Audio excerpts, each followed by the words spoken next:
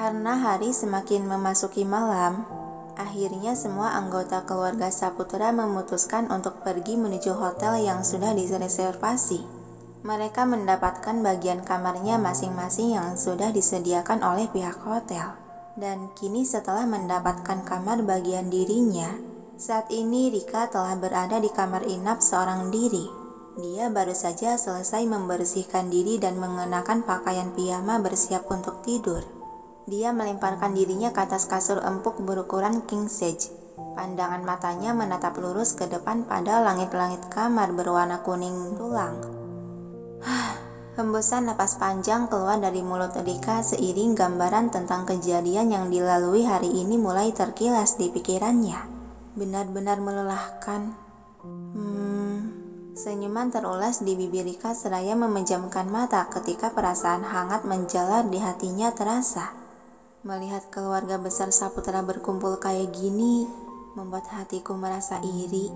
Apa ini ya yang namanya keluarga sesungguhnya? Ucapan dia terjeda sejenak seraya berguling meringkuk memeluk dirinya sendiri. Bagaimana ya rasanya memiliki seorang ayah dan ibu? Gumam dia seiring perasaan berdenyut nyeri di hati muncul. Sadar akan jati diri sesungguhnya yang memang hidup yatim piatu tanpa mengenal sesosok kedua orang tuanya sendiri. Suara ketukan di pintu membuyarkan lamunan. Sontak Rika melirik ke arah pintu di ujung sana lalu bangkit dari tiduran. Siapa ya? Perasaan aku juga enggak meminta room service. Dengan langkah terseret dan pincang dia mendekati pintu yang masih diketuk. Rika membuka pintu kamar hingga terbuka sebatas tubuh. Dia dibuat bingung saat melihat orang yang mengetuknya tadi berdiri tegap di hadapan. Tuan sekretaris, ada apa ya datang ke kamar saya? Alex tersenyum dan menjawab dengan santai. Tentu saja untuk melihatmu. Hah? Lagi-lagi Rika dibuat bingung menatap tak percaya. Dan Alex yang melihat respon itu terkekeh pelan. Santailah, jangan tegang begitu. Oh ya, bagaimana keadaan kakimu? Kaki saya sudah baik kan? Sebenarnya sih sakit banget, tapi mana mungkin aku bilang gitu sama orang asing yang so akrab ini. Batin Rika menambahkan. Alex melirik penampilan Rika dari atas sampai bawah yang mengenakan baju tidur. Mirip jubah handuk itu sehingga memperlihatkan betis mulus nan putihnya. Dan Rika yang ditatap begitu segera memeluk dirinya dengan merapatkan bagian depan baju. Anda sedang melihat kemana? Alex malah tersenyum menggoda. Melihat keindahan dirimu. Dasar orang aneh. Melihat tatapan gadis di hadapan berubah ketakutan dan waspada, senyuman di bibir Alex memudar dan menghembuskan napas pelan. Aku hanya bercanda di Kanza. Jangan menatapku seperti orang jahat begitu.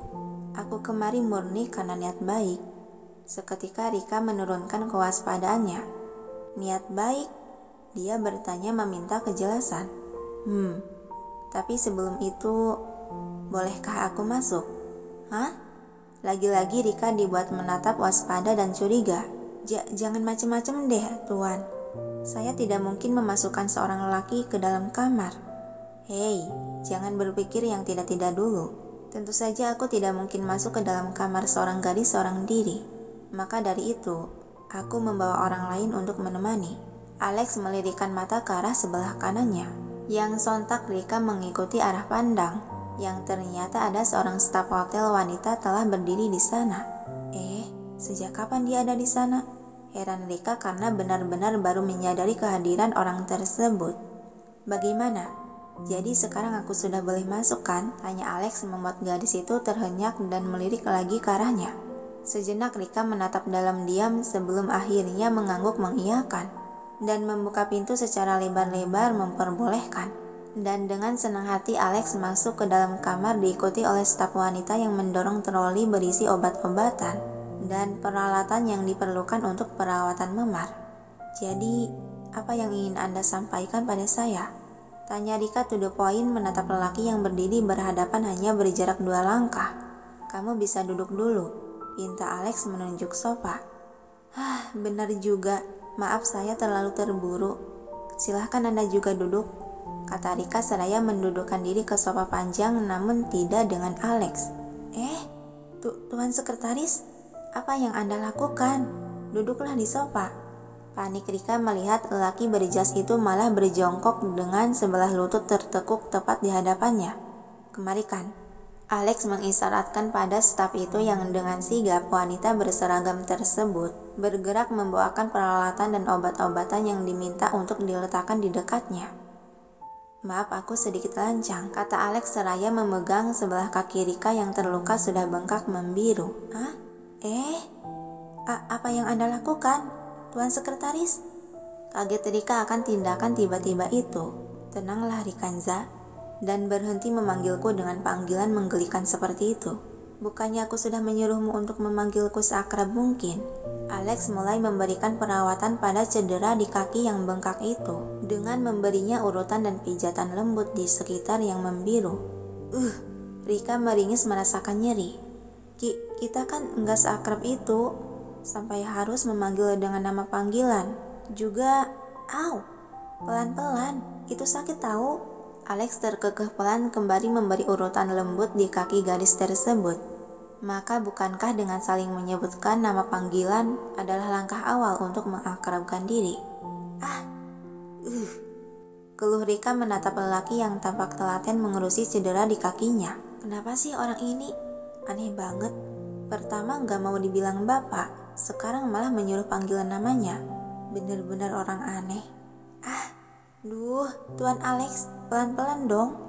Alex, pinta lelaki itu seraya menekan bagian yang membiru. Iya deh. Alex.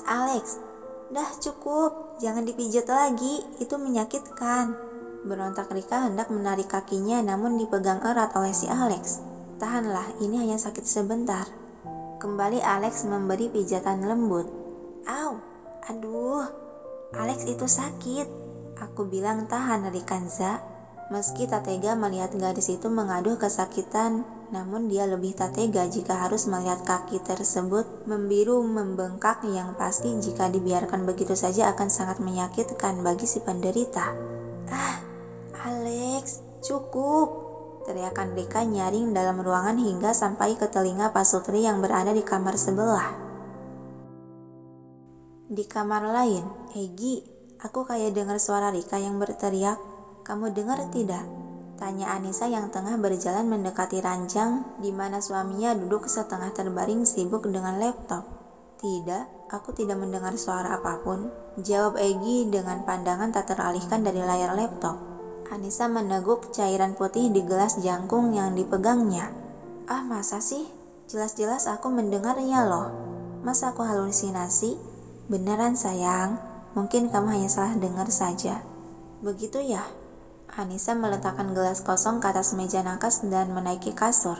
Kamu enggak ngantuk, Egi?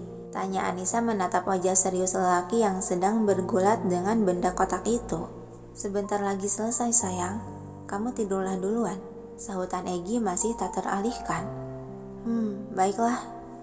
Anissa menarik selimut hendak berbaring namun tiba-tiba pergerakannya terhenti saat perasaan bergejolak panas dan mual dalam perutnya membuat dia refleks menangkup mulut.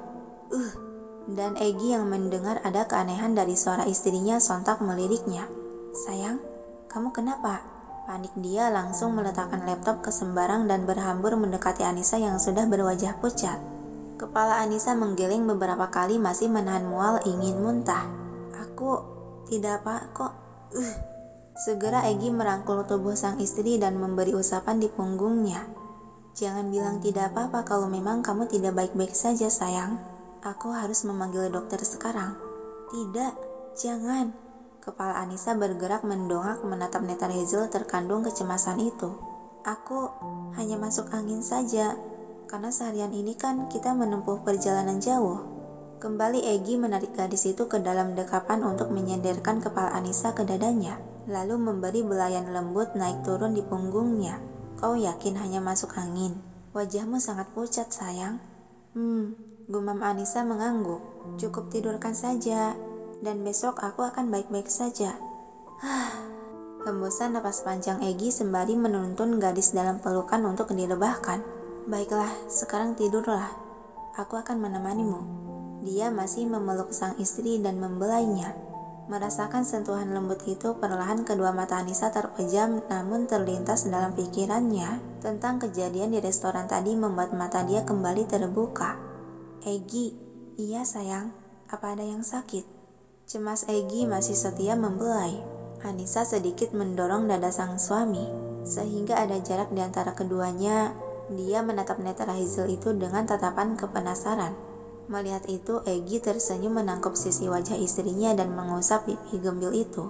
Katakanlah, jika ada yang ingin kamu tanyakan sayang. Sejenak Anissa menghembuskan napas pelan, lalu dengan ragu membuka mulut untuk bertanya. Aku tidak tahu, apakah boleh aku bertanya hal ini padamu?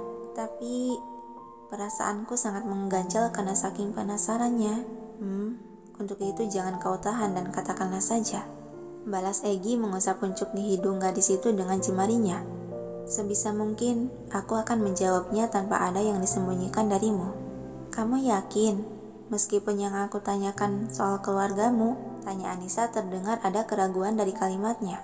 Senyuman terbersit di bibir Egy kembali menangkup sisi wajah cantik sang istri. Tentu saja.